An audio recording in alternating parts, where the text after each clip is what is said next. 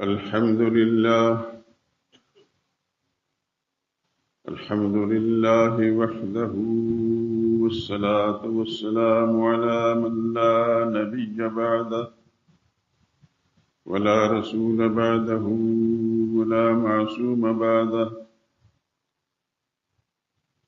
أما بعد، فإن خير الحديث كتاب الله، وخير الهدي هدي محمد صلى الله عليه وسلم، وشر الأمور محدثاتها، وكل محدثة بدعة، وكل بدعة ضلالة، وكل ضلالة في النار. أعوذ بالله من الشيطان الرجيم. بسم الله الرحمن الرحيم. الله لا إله إلا هو الحي القيوم، لا تأخذه سنة ولا نوم، له ما في السماوات وما في الأرض. من ذا الذي يشفع عنده إلا بإذنه، يعلم ما بين أيديهم وما خلفهم، ولا يحيطون بشيء من علمه إلا بما شاء. وسع كرسيه السماوات والأرض، ولا يؤوده حفظهما، وهو العلي العظيم.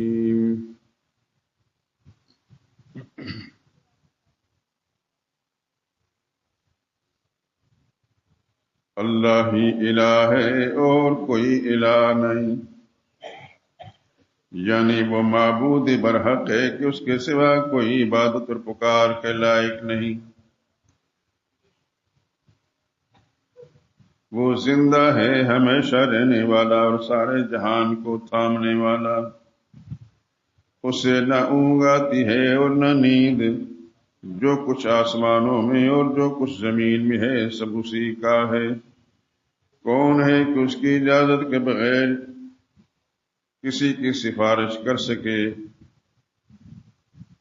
جو کچھ لوگوں کے روبرو ہو رہا ہے اور جو کچھ ان کے پیچھے ہو چکا اسے سب معلوم ہے، اور وہ اس کی معلومات میں سے کسی چیز کا احاطہ نہیں کر سکتے۔ ہاں، جس قدر وہ چاہتا ہے اسی قدر معلوم کرا دیتا ہے۔ اس کی بادشاہت، اس کا علم آسمان و زمین سب پر حاوی ہے، اور اسے ان کی حفاظت کچھ بھی دشوار نہیں۔ وہ بڑا علی شان اور عظیم الشان ہے۔ سبحان ربک رب العزت عما یصفون، وسلام علی المرسلین، والحمد للہ رب العالمین۔ درود پاک پڑھ لیں۔ اللہم صل علی محمد وعلی آل محمد كما صليت على إبراهيم وعلى آل إبراهيم إنك حميد مجيد۔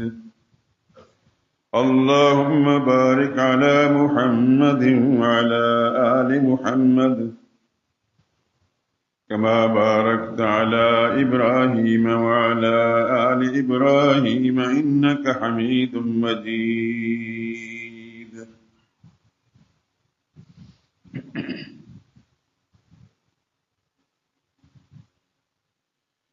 خدا بندہ شہنشاہ زمین و آسمان تو ہے،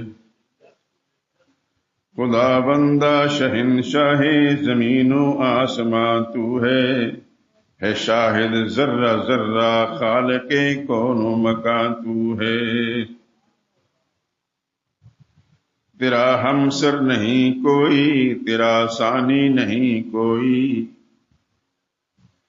تیرا ہمسر نہیں کوئی، تیرا ثانی نہیں کوئی، ازل سے تا ابد یکتا اکیلا جاویداں تو ہے۔ نہ کوئی عیب ہے تجھ میں، نہ کوئی نقص ہے تجھ میں، نہ کوئی عیب ہے تجھ میں، نہ کوئی نقص ہے تجھ میں، کہ ہر خوبی ہے جس کی ذات میں وہ بے گماں تو ہے. ہر ایک شے آنی و فانی مگر ایک تو ہے لا فانی. ہر ایک شے آنی و فانی مگر ایک تو ہے لا فانی. زوال و موت سے بالا ہے وہ عالم جہاں تو ہے. تو سنتا دیکھتا ہے جانتا ہے بات سینے کی. تو سنتا دیکھتا ہے جانتا ہے بات سینے کی. اگرچہ عرش پر بیٹھا ہے لیکن لامکاں تو ہے. نظر آتا نہیں لیکن تو ہے موجود ہر جانب. نظر آتا نہیں لیکن تو ہے موجود ہر جانب. نشان تیرا ہر ایک شے میں ہے گرچہ بے نشان تو ہے. ہمارا مالک و آقا ہمارا والی و مولا. سمندر ہو کہ صحرا ہر جگہ ایک پاسباں تو ہے. کوئی بندہ خطا کے بعد ہو جاتا ہے جب تائب. کوئی بندہ خطا کے بعد ہو جاتا ہے جب تائب. اسے تو بخشنے والا ہے اس پر مہرباں تو ہے.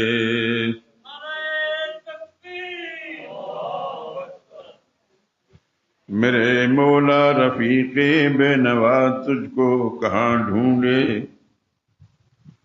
میرے مولا رفیق بے نوا تجھ کو کہاں ڈھونڈے. یہاں تو ہے وہاں تو ہے عیاں تو ہے نہاں تو ہے.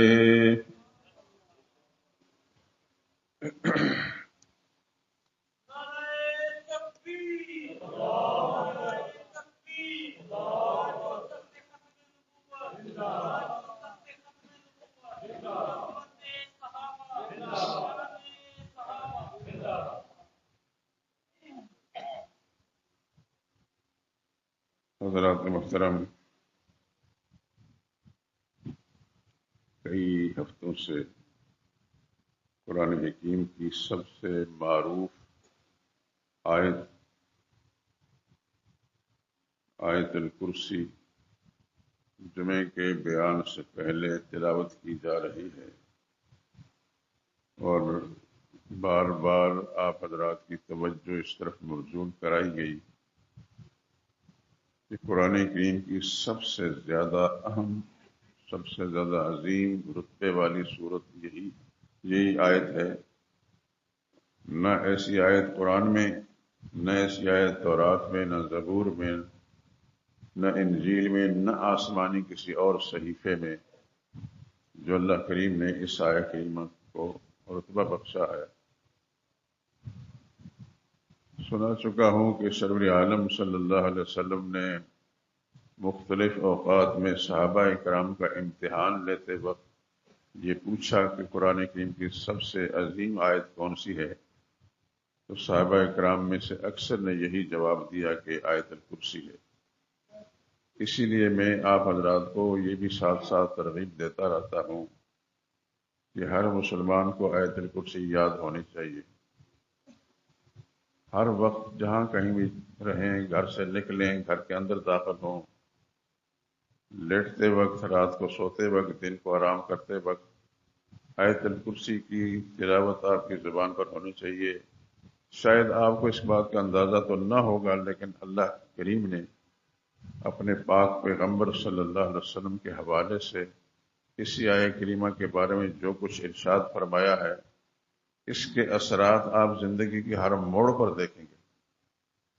آپ اپنے کاروبار کے اندر برکت بھی دیکھیں گے. گھروں کے بیماریوں کے، ہر انسان کو لاحق ہوتی ہیں، لیکن بیماریوں کے بعد صحت، آرام، اطمینان، یہ ساری چیزیں جو ہیں آپ کو انشاءاللہ العزیز اس آیت کریمہ کے حوالے سے ملتی رہیں گی. ہم مانیں یا نہ مانیں، اللہ کے پاک پیغمبر نے صلی اللہ علیہ وسلم جو کچھ ارشاد فرمایا ہے وہ حق ہے، سچ ہے. اور صحابہ اکرام نے اس کو مانا ہے اور اس پر عمل کر کے دکھایا ہے۔ میں یہ عرض کر چکا ہوں ایک سے زائد مرتبہ کہ کیوں اس آیت کریمہ کو اتنا بڑا رتبہ حاصل ہے۔ بس اس کو یوں سمجھیے کہ اس آیت کریمہ کے اندر ایک ایسا مسئلہ ہے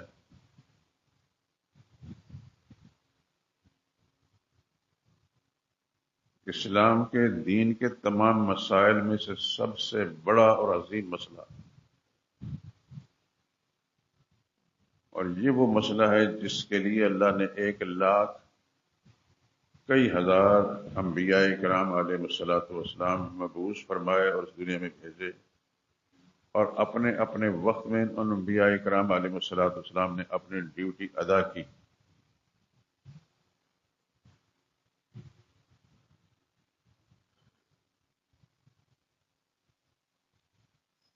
شاید مختلف اوقات کے اندر میں اس طرف آپ کی توجہ مبذول کرا چکا ہوں کہ دنیا میں سب سے پہلے انسان سیدنا آدم علیہ السلام ہیں، اور آدم علیہ السلام کو اللہ نے خاک سے پیدا کیا۔ خلقتنی من نار وخلقتہ من طین۔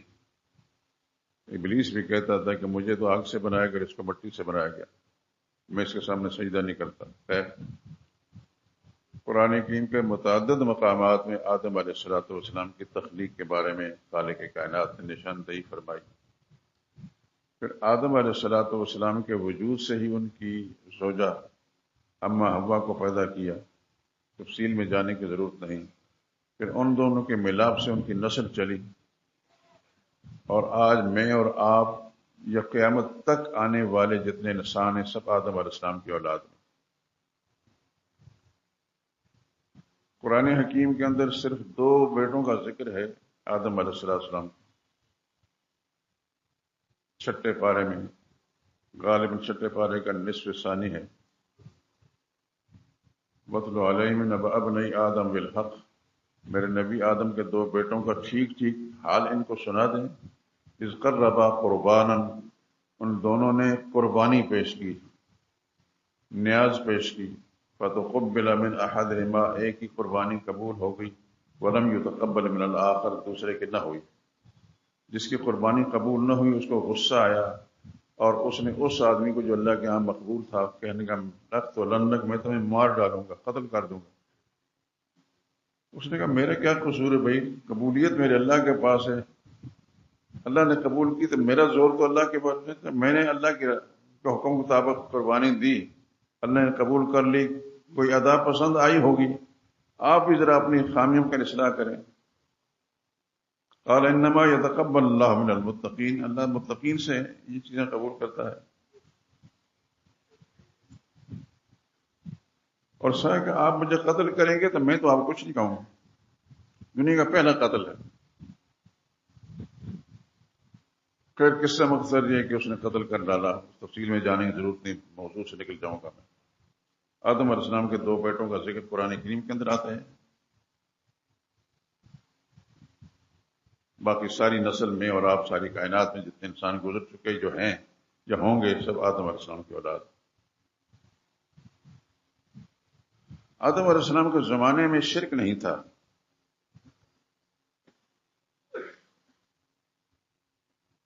کچھ ہی عرصے کے بعد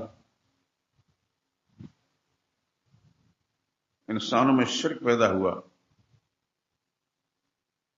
اور اللہ کے ایک پیغمبر علیہ السلام ان کو اور ان کے 4 بیٹے جو ولی اللہ تھے، اولیاء اللہ تھے، ان کو پوجنا اور پکارنا شروع کر دیا۔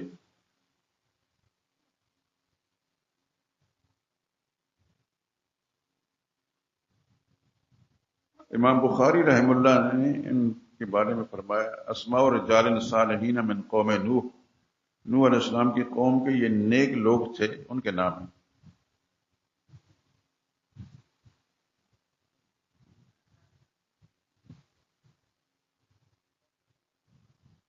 ود، سوا، یغوث، یعوق، نصر، ان کے نام،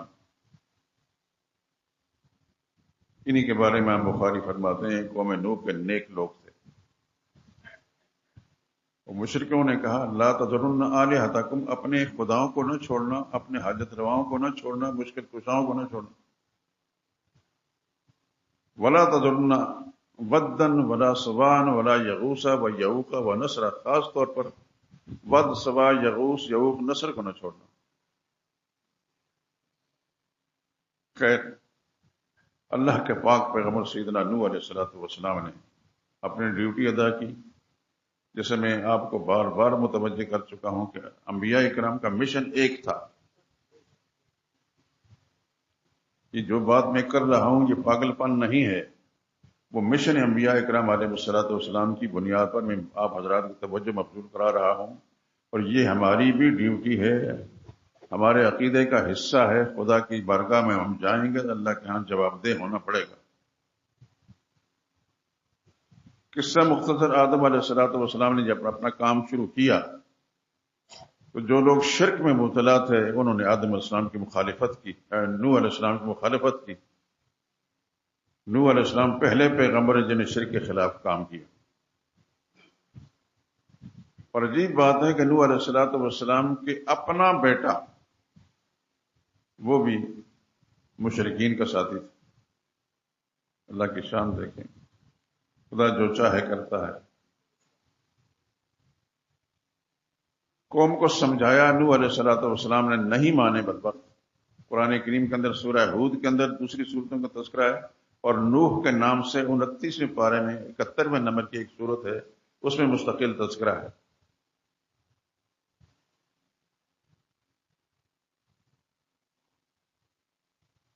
نوح علیہ الصلوۃ والسلام سمجھاتے رہے، نہیں سمجھے.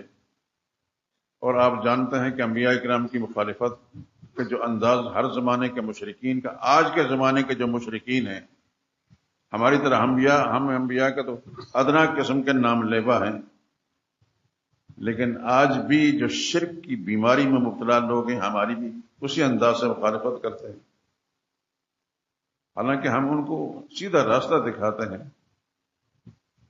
دشمنی نہیں کر رہے، ان کی دوستی کر رہے ہیں، ہمدردی کر رہے ہیں، لیکن نہیں مانتے. نہ ماننے والے ہر زمانے میں ایسے ہی رہے ہیں.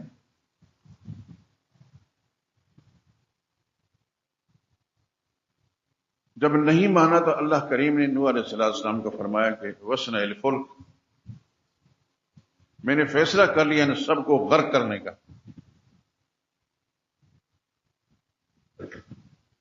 اور آپ ایسا کریں کہ ایک کشتی تیار کریں. اب یہاں باہر خشکی میں آپ کشتی تیار کریں گے تو گزرنے والا آپ کے پاس آپ کا مذاق اڑائے گا، پانی کی تو بوند نہیں ہے اور کشتی تیار کر رہے ہو. اسی طریقے کلما مر علیہم ملأ من قوم سخروا منہ، قرآن کریم میں ہے کہ جب قوم کے سردار چودھری نواب قسم گزرتے یہ کیا کر رہے ہو؟ کہنے کہ کشتی بنا رہا ہوں، طوفان آنے والا ہے، عذاب آنے والا. کہنے کہ دماغ تمہارا صحیح ہے، یہاں پانی کا قطرہ نہیں ہے اور آپ کہتے ہیں کشتی. قرآن کہتا ہے سخروا منہ، نوح علیہ السلام کا مذاق اڑاتے. تو نوح علیہ السلام نے کہا ان تسخروا منا فانا نسخر منکم، آج تم مذاق اڑا لو، وہ وقت آئے گا کہ تمہارے ساتھ بھی ایسا ہی ہوگا. اللہ اکبر. جب یہ سب کچھ ہو گیا تو نوح علیہ السلام کو اللہ نے حکم دیا کہ اپنے جتنے آپ پر ایمان لانے والے ہیں دوست ساتھی ان کو کشتی میں بٹھا لو، اور اپنے گھر کے لوگ جو آپ کے ساتھی ہیں یعنی آپ کے ساتھ عقیدت رکھتے ہیں ان کو بٹھا لو. الا من سبق علیہ القول، البتہ جن کے عقیدے خراب ان کو چھوڑ دیں. نوح علیہ السلام نے اللہ کے حکم کی تعمیل کی. اللہ پاک نے آسمان کو حکم دیا کہ پانی برسا، زمین کو حکم دیا کہ باہر نکال. اور اللہ کا حکم ہو تو پھر پورا نہ ہو، یہ کیسے ممکن ہے؟ اللہ اکبر. کتابوں میں تو مفسرین نے لکھا ہے کہ نوح علیہ السلام کے پاس ایک تنور بھی تھا. فارت تنور کا لفظ قرآن کریم میں آتا ہے کہ تنور جس میں آگ جلتی ہے وہاں وہ پانی کے جوش مارے اس سے پانی ابل پڑے، سمجھو کہ خدا کا عذاب شروع ہو گیا. نوح علیہ السلام نے ایسا ہی کیا اور خود بھی کشتی کے اندر بیٹھ گئے، اور جتنے بھی اہل ایمان تھے ان پر ایمان لانے والے کو بھی، اور گھر کے لوگ بھی سوائے اپنے ایک بیٹے کے، وہ بھی کشتی میں بیٹھ گئے، اور اللہ کا عذاب شروع ہو گیا۔ ہر طرف سے پانی ہی پانی، آسمان بھی پانی برسا رہا ہے، زمین بھی پانی نکال رہی ہے۔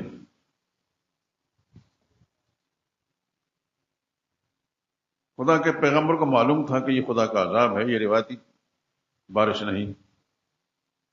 نوح علیہ السلام کا ایک بیٹا تھا، اس کو کہا یا بنیا ارکب معنا، میرے بیٹے ہمارے ساتھ سوار ہو جائے اس کشتی، ولا تکن مع الکافرین، اور یہ جو لوگ مذاق اڑا رہے ہیں ان کا ساتھ نہ دے۔ نوح علیہ السلام کو مفسرین نے لکھا ہے، سمجھتے تھے کہ شاید یہ بھٹکا ہوا ہے، لیکن یہ نہیں سمجھتے تھے کہ یہ مشرک ہے، اور وہ مشرکین کا ساتھی تھا۔ تو نوح علیہ السلام نے فرمایا ہمارے ساتھ ارکب معنا، ہمارے ساتھ کشتی میں سوار ہو جا، ولا تکن مع الکافرین، یہ جو میرے دشمن ہیں، مخالف ہیں، ان کافروں کا ساتھ نہ دے۔ تو جس کا دماغ صحیح نہ ہونا، جب کتنے بڑے انسان کا بیٹا کیوں نہ ہو، اس کی حالت اسی کنان جیسی ہوتی ہے۔ اس نے کہا سآوی الی جبل یعصمنی من الماء، میرے ابا کیسی باتیں کر رہے ہیں آپ، یہاں تو پانی کی بوند نظر نہیں آتی اور آپ کہتے ہیں عذاب آنے والا ہے۔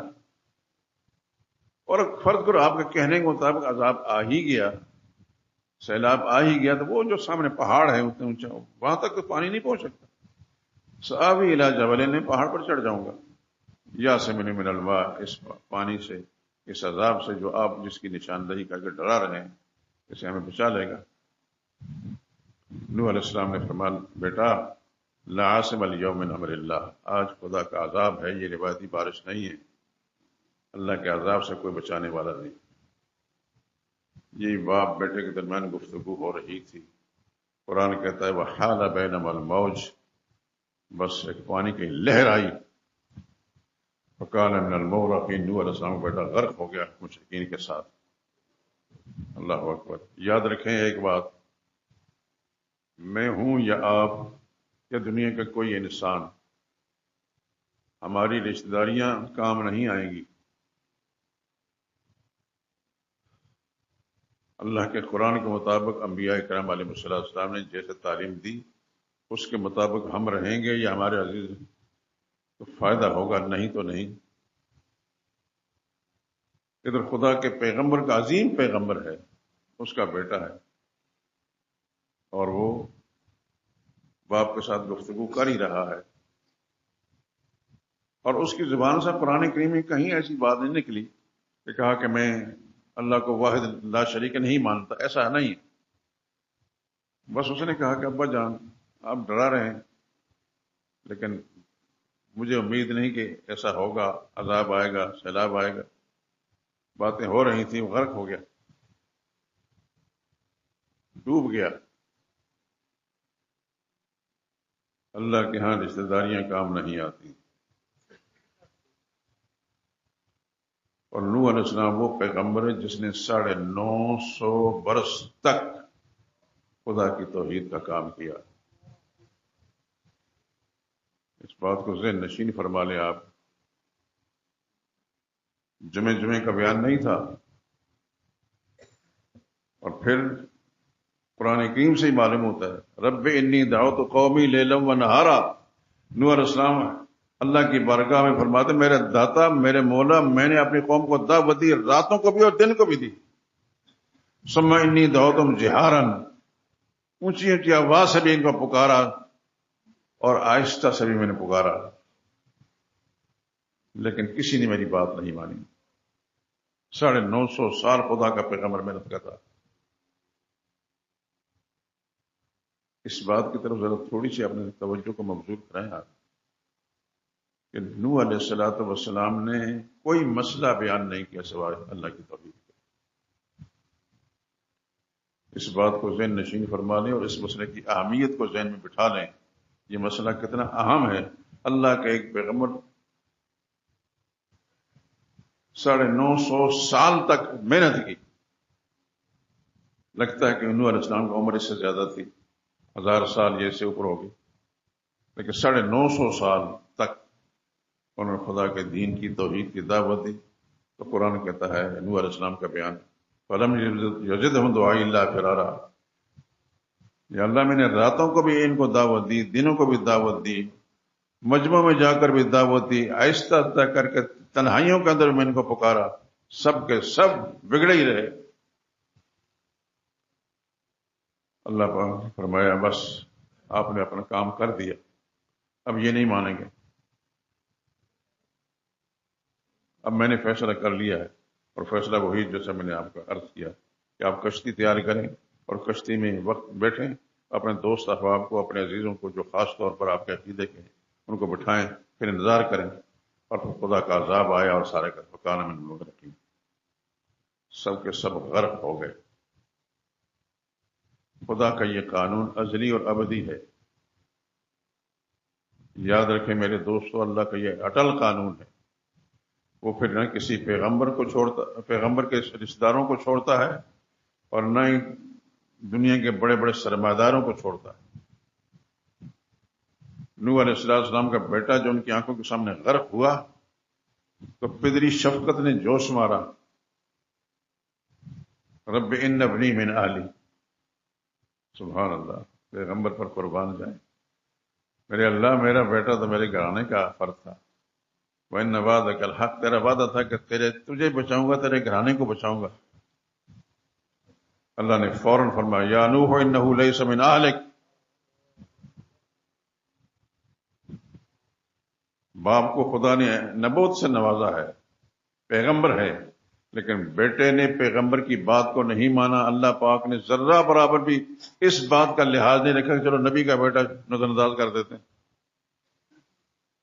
خدا کا اٹل قانون ہے، یہ میرے لیے بھی ہے، آپ کے لیے بھی ہے، دنیا کے ہر انسان کے لیے. اور اس ضمن میں آپ حضرات توجہ اس طرف کرانا چاہتا ہوں کہ آپ اپنے گھروں کے حالات کے جائزے لے لیا کریں، اپنے بھائیوں کا، اپنی بہنوں کا، اپنی بیٹیوں کا، اپنے دوستوں یاروں کا. اگر نوح علیہ السلام کا پیغمبر کا بیٹا ہو کر بھی عقیدے کی خرابی کو نہیں بچ سکتا تو آج ہماری تو کوئی حیثیت بنی کہ ہمارا کوئی رشتہ دار جو ہے ہماری تعلق کی بنا پر بچ جائے گا.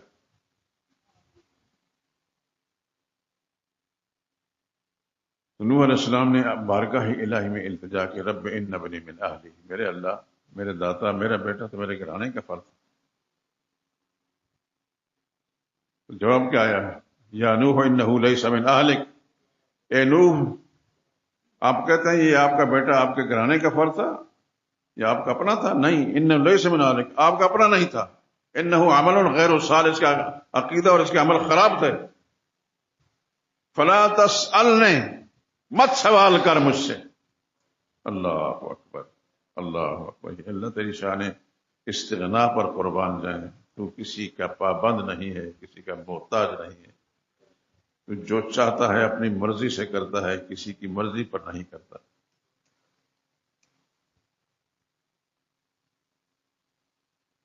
انہ عمل غیر صالح، اس کے اعمال خراب تھے. پھر فرمایا فلا تسألنی، میری طرف توجہ فرمائیں، مت سوال کر. فلا تسألنی ما لیس لک بہ علم، اس بارے میں سوال مت کر جس کا آپ کو پتہ نہیں. انی اعظک ان تکون من الجاہلین. لفظ قرآن کریم کے بڑے عجیب ہیں.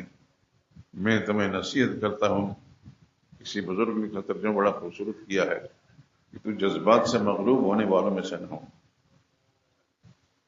یہ جذبات سے مغلوب ہو کر اس مشرک کافر بیٹے کے حق میں تو سفارش کر رہے ہیں.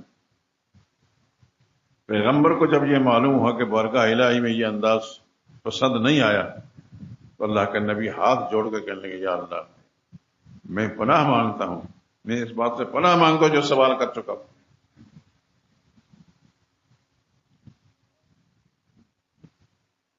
950 سال تک خدا کی توحید کا کام کرنے والا پیغمبر بیٹا،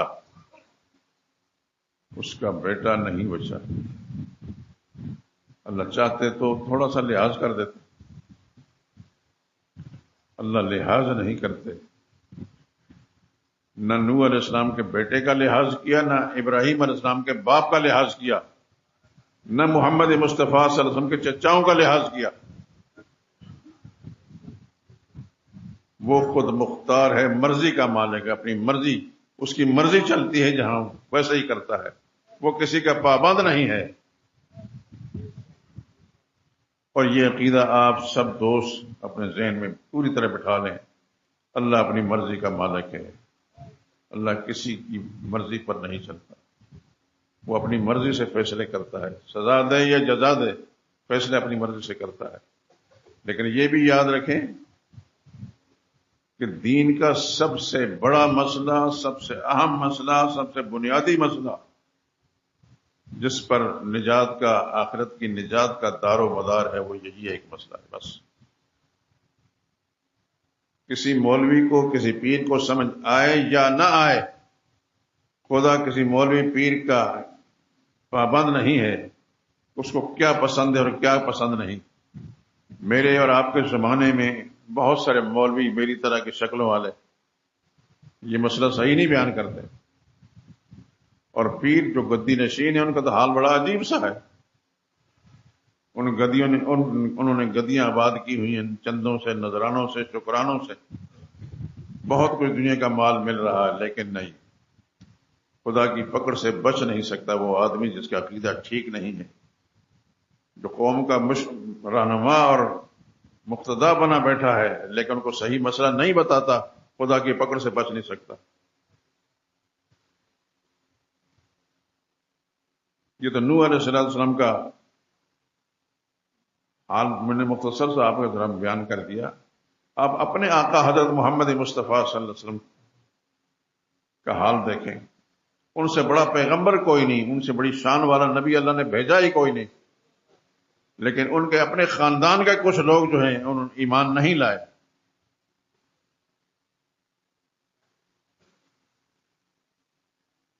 حضور صلی اللہ علیہ وسلم کے والد سمیت آپ کے عبد المطلب کے 10 بیٹے تھے، یعنی 10 بھائی تھے. ان میں صرف 2 ایمان لائے، سیدنا عباس اور سیدنا حمزہ رضی اللہ تعالی عنہ. ابو طالب رسول اللہ صلی اللہ علیہ وسلم کے ساتھ ملتا جلتا تھا، نرم طبیعت کا آدمی تھا، لیکن ایمان نہیں لایا. یہ بات اس طرح توجہ میں بہت سے لوگ ابو طالب علیہ السلام کہتے ہیں. ہمارے معاشرے کے اندر جہالت اس قدر ضرور ہے کہ مولوی خدا اس کو ہدایت دے کہ لوگوں کے سامنے سچ نہیں کہہ سکتا. ابو طالب سیدنا علی رضی اللہ تعالیٰ کے والد تھے لیکن ایمان نہیں لائے، تھے نرم طبیعت، حضور صلی اللہ علیہ وسلم کے ساتھ تشدد کا معاملہ نہیں کیا. اس کے برعکس ابو لہب، یہ بھی رسول اللہ صلی اللہ علیہ وسلم کا چچا تھا، اس نے حضور صلی اللہ علیہ وسلم کے ساتھ سخت مخالفت کی، بلکہ سب سے پہلا پتھر مارنے والا کلمہ توحید کے اعلان کرنے پر ابو لہب ہی تھا.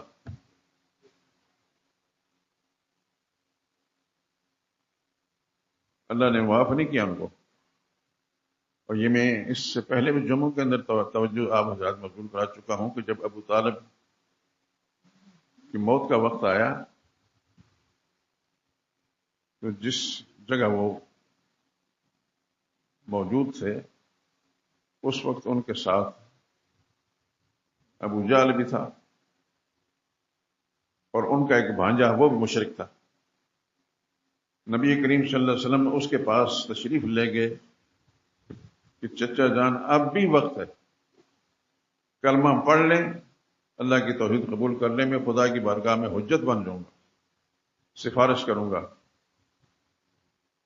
اور ابو جہل اور وہ ابو طالب کا بھانجا یہ دونوں کہہ رہے خبردار اپنے باپ دادا کا دین نہ چھوڑنا. نبی کریم صلی اللہ علیہ وسلم ہدایت کی طرف بلا رہے تھے، وہ اس کفر پر قائم رہنے کے لیے کہہ رہے تھے. نتیجہ یہ نکلا آخری سانس جو اس کی چلی علی ملت عبد المطلب، میں محمد کے دین پر نہیں دنیا چھوڑ رہا بل عبد المطلب کے مذہب پر. اللہ کے پاک پیغمبر صلی اللہ علیہ وسلم رنجیدہ ہو کر وہاں سے واپس تشریف لے گئے. پوری کوشش فرمائی آپ نے لیکن وہ نہیں مانا. رسول اللہ صلی اللہ علیہ وسلم ابھی اسی کیفیت میں تھے کہ ابو طالب کے بیٹے سیدنا علی رضی اللہ تعالیٰ عنہ جو ایمان والے تھے، حضور صلی اللہ علیہ وسلم کے داماد بھی تھے، وہ آئے اور رسول اللہ صلی اللہ علیہ وسلم کے سامنے آ کر عرض کرنے لگے، یا رسول اللہ ان عمک الشیخ الضال قد مات. یہ جو الفاظ میں پڑھ رہا ہوں ابو داؤد شریف حدیث کی کتاب ہے، اس کے ہیں. یا رسول اللہ ان عمک الشیخ الضال قد مات، آپ کا چچا جو بوڑھا تھا اور گمراہ تھا فوت ہو گیا. یہ کس نے کہا؟ اس لیے میں پوچھ رہا ہوں کہ آپ حضرات ابو طالب کا سگا بیٹا سیدنا علی رضی اللہ تعالیٰ ایک جلیل قدر صحابی ہیں، رسول اللہ صلی اللہ علیہ وسلم کے داماد بھی ہیں، وہ آ کر اپنے باپ کے بارے میں رسول اللہ صلی اللہ علیہ وسلم کو اطلاع دیتا ہے. حضور کو خیر پہلے سے پتا تھا. یا رسول اللہ ان عمک الشیخ، آپ کا چچا الشیخ بوڑھا تھا، الضال گمراہ تھا، قد مات مر گیا. حضور نے فرمایا میرے علم میں ہے. سیدنا علی رضی اللہ تعالیٰ عرض کرنے لگے، یا رسول اللہ میرے لیے کیا حکم؟ فرمایا اذهب فوارے، جاؤ سپرد خاک کر دو. نہ رسول اللہ نے جنازہ پڑھایا، نہ حضرت علی نے جنازہ پڑھایا، نہ کسی اور مسلمان نے جنازہ پڑھایا. نبی محمد مصطفیٰ صلی اللہ علیہ وسلم اتنے بڑے عظیم انسان کائنات کے، ان کا رشتہ دار ہے، ان کا چچا ہے، لیکن کلمہ نہیں پڑھا اس نے، عقیدہ توحید قبول نہیں کیا. اللہ کے نبی نے اس کی نماز جنازہ نہیں پڑھائی، نہ حضرت علی نے پڑھائی، نہ کسی اور مسلمان نے. یاد رکھیں نجات کا دار و مدار عقیدہ کی صحت پر ہے. عقیدہ ٹھیک ہے تو سب کچھ ٹھیک، عقیدہ ٹھیک نہیں تو کچھ بھی نہیں. اللہ اپنی رحمت کے ساتھ میرا اور آپ کا اور ہماری نسلوں کے عقیدوں کو درست فرمائے. میرا یہ فرض بنتا ہے کہ میں آپ حضرات تک صحیح بات پہنچاؤں. نہیں پہنچاؤں گا تو خدا کا مجرم بن کے خدا کے سامنے جاؤں گا. مجھے اس سے کوئی بحث نہیں کہ میری بات کو سن کر کون راضی ہے اور کون ناراض. مجھے اتنی گالیاں پڑی اس سے پہلے کہ آپ اندازہ نہیں کر سکتے. اس عرصے کے اندر بہت گالیاں مجھے پڑی ہیں، لیکن مجھے قطعاً اس کی کوئی پرواہ نہیں. اللہ راضی ہو جائے، اللہ تعالیٰ میری زبان سے نکلی ہوئی کلمات قبول کر لے، بس سمجھو میں کامیاب ہوں.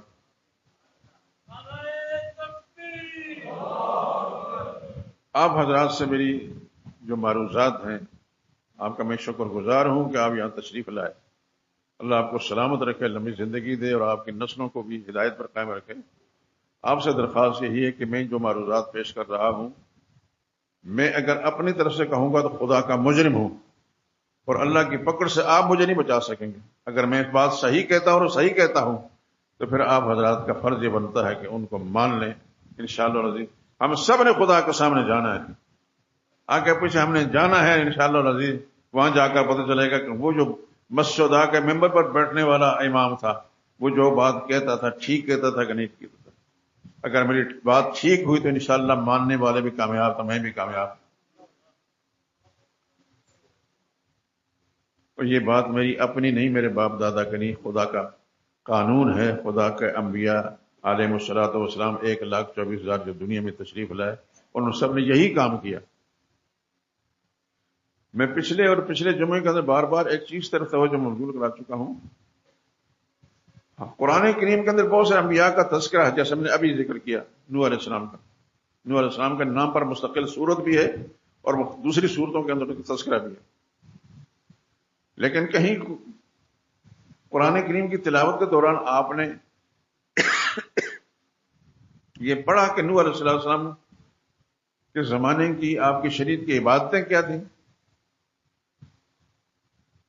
نہیں، قرآن نے نہیں ذکر کیا. جتنے انبیاء کرام علیہ السلام کے تذکرے ہیں ان کی دعوت اور تبلیغ کا تذکرہ ہے، لیکن اس زمانے میں جو ان کا عبادات تھی ان کا تذکرہ کوئی نہیں. آپ حضرات کو اس سے پہلے بار بار میں توجہ مبذول کرا چکا ہوں کہ 13 سالہ مکی زندگی میں کوئی اسلامی عبادت نہیں تھی. نہ نماز کا حکم تھا، نہ روزے کا، نہ حج کا، نہ زکوٰۃ کا، نہ صدقہ، نہ خیرات کا. 13 سالہ زندگی کے اندر رسول اللہ صلی اللہ علیہ وسلم کی دعوت یہی اللہ کی توحید تھی. جب مدینہ طیبہ تشریف لے گئے رسول اللہ صلی اللہ علیہ وسلم تو پھر اللہ تعالیٰ کے کچھ احکام نازل ہوئے، جس میں نماز بھی ہے، روزے بھی ہیں، حج بھی ہے، وغیرہ ذالک. ان کی تفصیلات رسول اللہ صلی اللہ علیہ وسلم کی مدنی زندگی کے اندر ہیں، مکی زندگی میں نہیں. اس کا معنی ہوا کہ اصل پیغام انبیاء کرام علیہ السلام کا اللہ کی توحید یہ.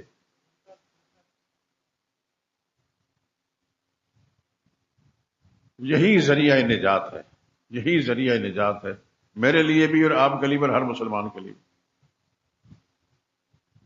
اس مسئلے کو سرسری انداز سے نہ لیں، اس کو بڑا جذباتی انداز سے آپ اپنا عقیدہ بنائیں.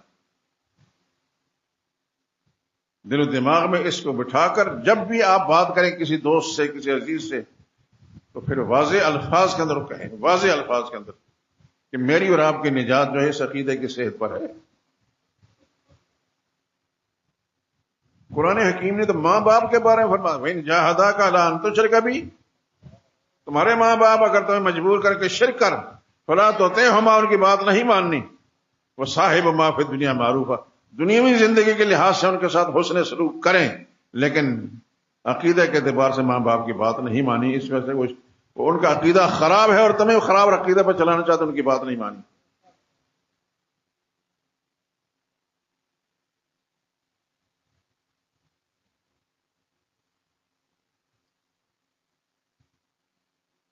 اور اس سے پہلے کئی بار آپ حضرات کی توجہ مبذول کرا چکوں کہ اللہ کا ایک عظیم پیغمبر سیدنا ابراہیم علیہ السلام،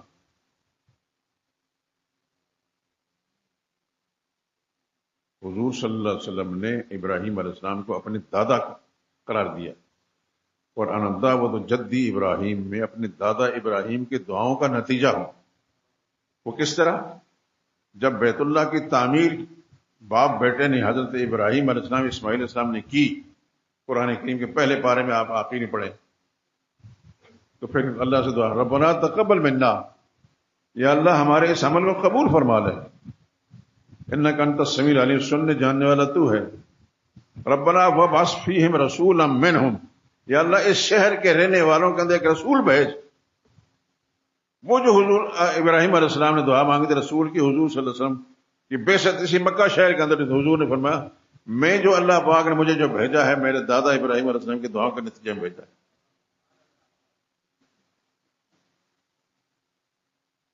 لیکن وہ ابراہیم علیہ السلام کتنا عظیم پیغمبر ہے، کتنا عظیم پیغمبر ہے. بہت سارے انبیاء کرام علیہ السلام کے اجداد میں ہیں، لیکن ان کا اپنا والد جو شرک کرتا تھا اللہ نے اس کو معاف نہیں کیا. قرآن حکیم کے اندر موجود ہے، سورہ مریم کا نصف پڑھ لیں آپ. وَاذْكُرْ فِي كِتَابِ إِبْرَاهِيمَ إِنَّهُ كَانَ صِدِّيقًا نَبِيًّا، ابراہیم علیہ السلام کا تذکرہ کیجئے، وہ اللہ کے راست باز نبی تھے. اذ قال لأبيه یا ابت، اپنے باپ سے کہنے لگے ابا جان، لم تعبد ما لا يسمع، اس کو کیوں پوچھتے ہیں جو آپ کی پکاریں سن نہیں سکتے، ولا يبصر، اس کو کیوں پوچھتے ہیں جو آپ کے حالات کو دیکھ نہیں سکتے، ولا یغنی عنک شیئا، اور وہ کیوں پوچھتے ہو جو آپ کی مشکل کشائی نہیں کر سکتے. 3 باتیں خدا کے پیغمبر نے فرمائی، نہ دیکھتے ہیں، نہ سنتے ہیں، نہ آپ کی مشکل کشائی کرتے ہیں.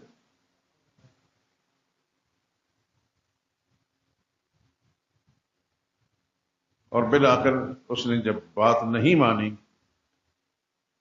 تو دھمکی دی حضرت ابراہیم علیہ السلام اپنے بیٹے کو، نکل جا یہاں سے، لأرجمنک، میں تمہیں پتھروں سے ماروں گا، وہجرنی ملیا، اس سے یہاں سے نکل جا. لیکن خدا کے پاک پیغمبر جاتے جاتے بھی کہنے لگے سأستغفر لک ربی، میں اللہ سے معافی مانگتا ہی رہوں گا آپ کے لیے. لیکن وہ ایمان نہیں لایا، شرک کی حالت میں مرا. تو ابراہیم علیہ السلام نے بارگاہ الہی میں التجا کی، یا اللہ میرا باپ تو شرک پر مر گیا، اور تیرا قانون ہے کہ مشرک کو معاف نہیں کرنا. میرے سامنے جب اس کو جہنم میں ڈالا جائے گا تو مجھے بڑی شرمندگی ہوگی. جب فرشتے کہیں گے کہ یہ ابراہیم کا والد ہے، اس کو ہم دوزخ میں ڈال رہے ہیں. اللہ کی شان پر قربان جائیں، اللہ کی شان پر قربان. ابراہیم علیہ السلام کے اس التجا پر بارگاہ الہی سے جواب ملا کہ ہم آپ کو شرمندہ نہیں کریں گے، چھوڑیں گے تو نہیں. آپ کے ابا کو ہم جہنم میں ضرور ڈالیں گے لیکن آپ کو شرمندہ نہیں کریں گے. اور پھر حدیث کے اندر آتا ہے کہ جس وقت اس کو دوزخ میں ڈالا جائے گا تو اس کا حلیہ بدل دیا جائے گا، بجو کی شکل میں اس کو تبدیل کر دیا جائے گا. بجو فَيُؤْخَذُ بِقَوَائِمِهِ، پھر خدا کے فرشتے ہاتھ اور پاؤں سے پکڑ جہنم میں ڈال دیں گے. کسی کو پتہ نہیں چلے گا کہ یہ جہنم میں ڈالا گیا ہے ابراہیم علیہ السلام کا والد یا کوئی اور ہے. اللہ معاف نہیں کریں گے. میں بات یہ سمجھانا چاہتا ہوں، اللہ معاف نہیں کریں گے، چاہے کسی پیغمبر کا باپ کیوں نہ ہو، چچا کیوں نہ ہو، بیٹا کیوں نہ ہو.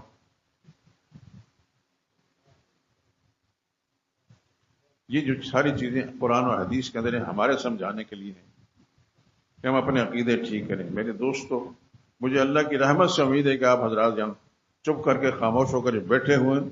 میرا خیال ہے کہ آپ اس بات کو مانتے ہیں کہ میں جو کچھ کہہ رہا ہوں صحیح ہے، اور اللہ سے دعا کرتا ہوں کہ اللہ تعالیٰ آپ کو اس عقیدے پر قائم رکھے، اور مجھے بھی اور آپ کو اور میری نسل کو اللہ تعالیٰ ہدایت پر قائم رکھے. لیکن اس بات کو ذہن نشین فرما لیں، یہ میں جو کچھ کہہ رہا ہوں یہ پاگل پن نہیں ہے، یہ مشن ہے انبیاء اکرام علیہ الصلوۃ والسلام کا، اور یہ میری بھی ذمہ داری ہے. اس مسجد کے اندر رہ کر، اس ممبر پر بیٹھ کر اگر میں خدا کے قرآن سے وہ مسئلہ نہ بیان کروں جس کے لیے خدا نے نبی بھیجے، تو مجھ سے بڑا مجرم کوئی نہیں ہے. آپ تو نہیں پکڑے جائیں گے. آپ سے خدا نہیں پوچھیں گے کہ آپ کا کسی مولوی نے مسئلہ کیا سنا ہے. میں اگر مسئلہ نہیں بیان کروں خدا کی پکڑ سے بچ نہیں سکتا، لیکن اگر مسئلہ میں نے صحیح بیان کیا اور صحیح بیان کیا ہے، پھر آپ حضرات کی ذمہ داری ہے کہ اس مسئلے کو سمجھیں، اس کو مان لیں. صرف اپنی ذات تک نہ مانیں، اپنی ذمہ داری سمجھ کر اپنے گھرانے کے اندر بھی ٹٹولیں، اپنی بیگم صاحب کا عقیدہ بھی اس کی تجسس کریں، اپنے بچوں، اپنے بہن بھائیوں کا، حتیٰ کہ اپنے والدین کے عقیدوں کا بھی تجسس کریں کہ ان کے عقیدے ٹھیک ہیں کہ نہیں. اگر خدا نخواستہ ان کے عقیدے ٹھیک نہیں تو ان کے ساتھ بے ادبی سے نہیں پیش آنا، پیار سے، ادب سے، محبت کے ساتھ ان کا مسئلہ سمجھانا. یہ نہ کہیں کہ چلو ماں باپ ان کو مسئلہ نہیں سمجھاتے. اگر آپ نہیں چاہتے کہ وہ جہنم میں جائیں تو پھر ان کے عقیدوں کو ٹھیک کرنے کی کوشش کریں. اس آیہ کریمہ جس کے حوالے سے میں یہ بات کر رہا ہوں، اس کے اندر یہی مسئلہ ہے. اس کو سب سے عظیم آیت کیوں کہا گیا؟ اس لیے کہ اس میں سب سے عظیم مسئلہ، اس سے بڑا مسئلہ کوئی نہیں. مسائل دینیہ میں اس سے بڑا مسئلہ کوئی نہیں. نماز اللہ کی عبادت ہے، لیکن آپ دیکھتے ہیں کہ نماز کے اندر آپ جب اللہ اکبر کہہ کر اللہ کی کبریائی کا اعلان کرتے ہیں تو اسی آیہ کریمہ کا جو مسئلہ وہ بیان ہوتا ہے کہ سب سے بڑا اللہ ہی ہے. پھر جب ہاتھ باندھ کر آپ تسبیح پڑھتے سبحانک اللہم، اللہ تو پاک ہے. کس چیز سے پاک ہے؟ سبحانہ و تعالی عما یشرکون، اللہ شریکوں سے پاک. سبحانک اللہم و بحمدک، اللہ ساری کمزوریوں سے پاک ہے، شریکوں سے پاک ہے. ساری تعریفیں، ساری خوبیاں، سارے کمالات، عظمتیں، بڑائیاں تیری ذات میں ہیں. وتبارک اسمک، یا اللہ تیرے نام سے برکتیں ملتی ہیں. وتعالی جدک، تیری شان بہت بلند ہے. ولا الہ غیرک، تیرے سوا کوئی حاجت روا مشکل کشا نہیں. تو نماز کو سب سے بڑی عبادت کیوں کہا گیا؟ نماز کے اندر جو کچھ آپ پڑھتے ہیں، خدا کرے کہ ہم پڑھیں، پڑھتے وقت بھی اس کا احساس کر کے پڑھیں. خدا کی قسم پہ کیا اس کے مزے ہوتے ہیں. اس سے صرف ثنا کو دیکھیں آپ، اس کے اندر کیا کچھ ہے. سبحانک اللہم، اللہ تو پاک ہے، کمزوریوں سے پاک ہے، خامیوں سے پاک ہے، نقائص سے پاک ہے، عیبوں سے پاک ہے، شریکوں سے پاک ہے. وبحمدک، ساری حمدیں، ساری تعریفیں، ساری عظمتیں، ساری بڑائیاں، ساری خوبیاں، سارے کمالات تیری ذات میں ہیں. وتعالی جدک، تیری شان بہت بلند ہے. ولا الہ غیرک، تیرے سوا کوئی اور الہ نہیں. یہ وہی الہ ہے جو کلمے میں پڑھتے ہیں، لا الہ الا اللہ محمد رسول اللہ. اس کو جہاں جہاں بھی آپ جائیں گے تو وہاں الہ آپ کو نظر آئے گا. تو پھر اٹھتے بیٹھتے اللہ اکبر، اللہ اکبر، اللہ اکبر، اللہ اکبر، اللہ کی کبریائی کا، اس کی بڑائی کا اعلان کرتے ہیں. اللہ تو بڑا ہے، تو بڑا ہے، تو بڑا ہے، تیرے سوا کوئی اور بڑا نہیں. یہی ہے دین کا سب سے بڑا اہم مسئلہ،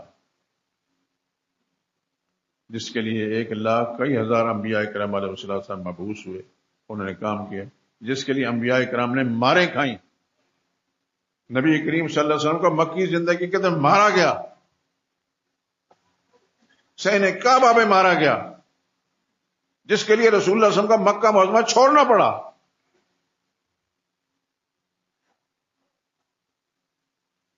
اور آپ سن چکے ہیں کہ سیدنا ابوبکر صدیق رضی اللہ تعالیٰ عنہ کو اتنا مارا کہ ان کے چہرے کا نقوش مٹ گئے تھے. جوتوں کے ساتھ مارا گیا، لاتوں سے مارا گیا، جوتے پہن کر مارا گیا، اور سب کچھ برداشت کر دیا انہوں نے. لوگوں کو گمان ہو چکا تھا کہ شاید وہ فوت ہو چکے ہیں، لیکن اللہ نے ان کو زندہ رکھا. اور جب ہوش آئی، گھر میں لے کے ہوش آئی، تو سب سے پہلا جملہ جو زبان سے نکلا ہے وہ محمد مصطفیٰ صلی اللہ علیہ وسلم کے بارے میں، میرے آقا کیسے ہیں.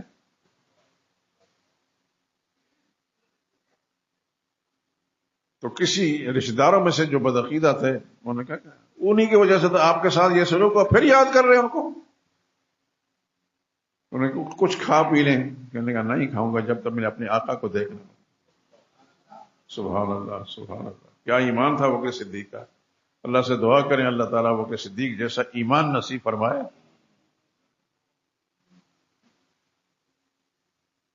استقامت نصیب فرمائے، اور عقیدوں کی صحت نصیب فرمائے، اور ہمارے متعلقین، ہمارے دوست احباب جتنے بھی ہیں، اللہ تعالیٰ سب کو صحیح عقیدوں پر قائم رکھے. وآخر دعوانا الحمدللہ رب العالمین.